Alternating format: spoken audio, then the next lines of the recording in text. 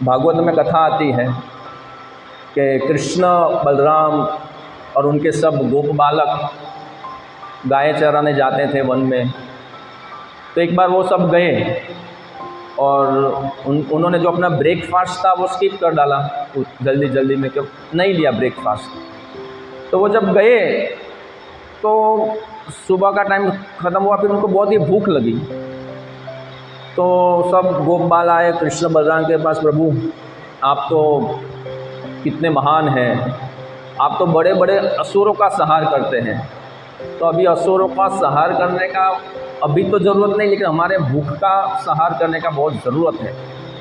जोरों की भूख लगी है प्रभु, कुछ बंदोबस्त हो जाए तो मज़ा आ जाए।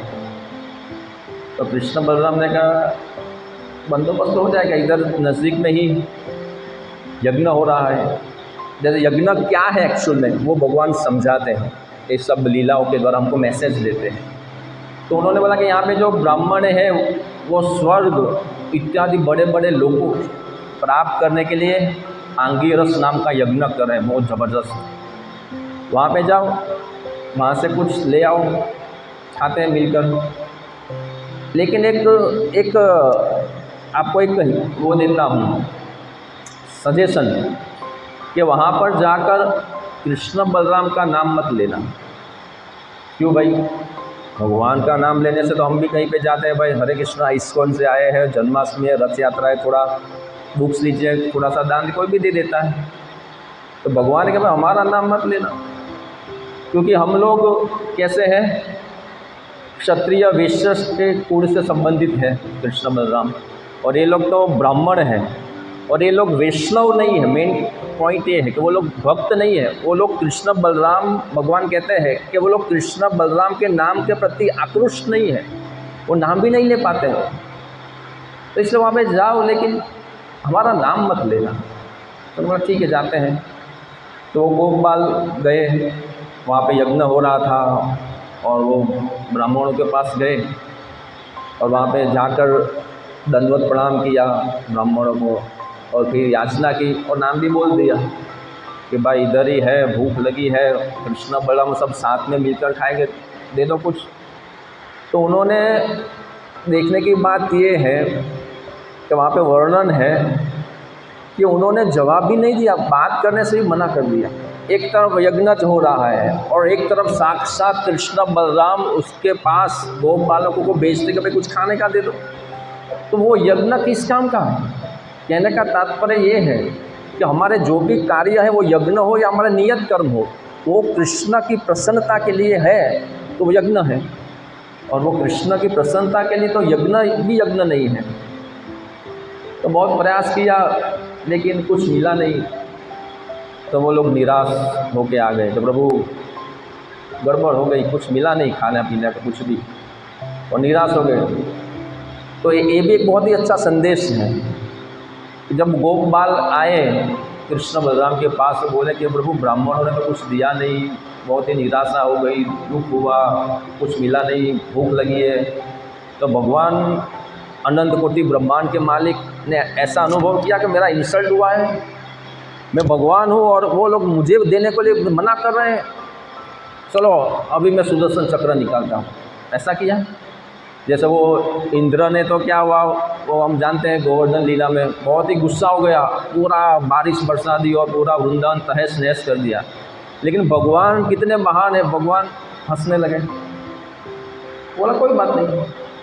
उन्होंने समझाया गोप बालकों को, जब हम भिक्षा मांगने जाते हैं ना तो कहीं कहीं पे ऐसा होगा कि ना बोल देंगे, टेंशन नहीं लेने का, चिंता नहीं करने का, ये तो सिस्टम है। पुस्तक वितरण करने भी जाओ तो सब लोग ले लेंगे, कई जगह पे इंसल्ट भी होगा, पीछे कुत्ते भी छोड़ देंगे, ऐसा भी होता है। तो भगवान ने कहा कि भाई भिक्षा मांगने जाते हो तो तैयारी रखनी ही चाहिए, कहीं पर भिक्षा मिलेगी, कहीं पे नहीं मिलेगी, कोई बात नहीं। अब वो छोड़ो, ब्राह्मणों की बात छोड़ो, अब मैं और तुमको एक रास्ता बताता हूँ। तो गोप बालक खुश हो गया, हाँ प्रभु बताओ अभी क्या रास्ता है।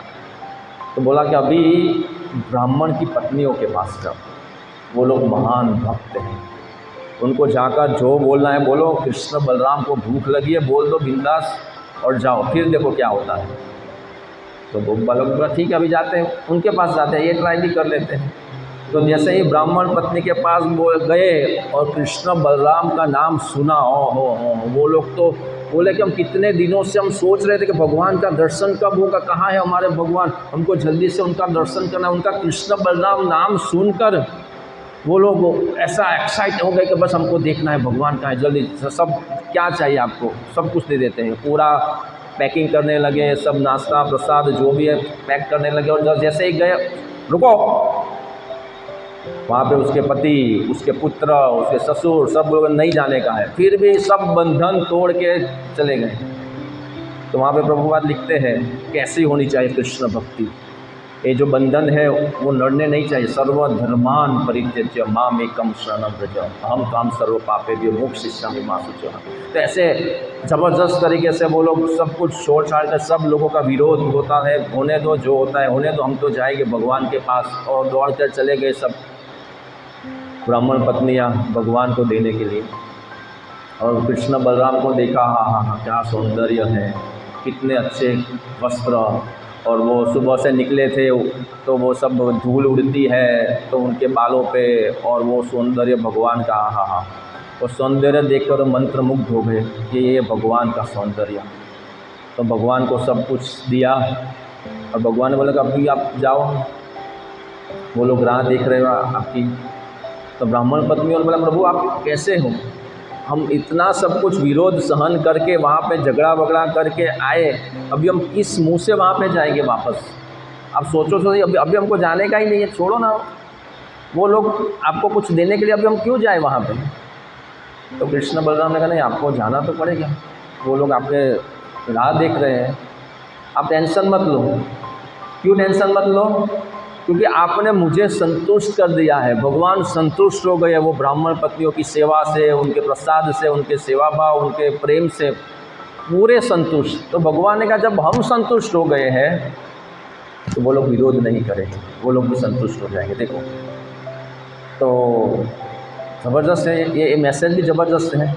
जैसे कोई व्यक्ति ब्रह्मचारी बनता है या कोई भक्ति में आता है तो शुरू में बहुत विरोध होता है, उसके माँ बाप ब्रह्मचारी मत बनो, दीक्षा मत लो, ये मत करो, वो मत करो, असंतुष्ट होते हैं उस लड़के से।